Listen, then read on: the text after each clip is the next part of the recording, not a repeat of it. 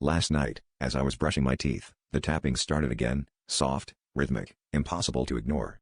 My neighbor, Mara, always comes by after midnight, asking for sugar. She's polite, almost too polite, but what always unsettles me are her eyes.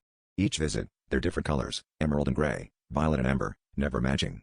I used to think it was contacts or a trick of the light, but tonight, as I opened the door, I realized I couldn't remember what color they'd been yesterday. That's when she smiled, holding out a small, intricately carved box. "I think this belongs to you." Inside the box was a handful of objects, a worn photograph of me laughing at a birthday party I don't recall, a crumpled receipt from a bookstore I've never visited, and a key. My hands trembled as I touched them, vague impressions flickering at the edge of my mind, familiar strangers, places just out of reach. Mara watched me quietly, her eyes swirling into new colors I couldn't name. "You've been missing these, haven't you?" she whispered.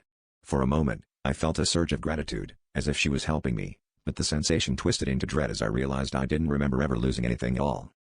As she stepped closer, the hallway behind her seemed to stretch and darken, swallowing the distant city lights. "Every night, you give me a little more," she said, her voice layered with echoes. "A spoonful of sugar, a piece of yourself."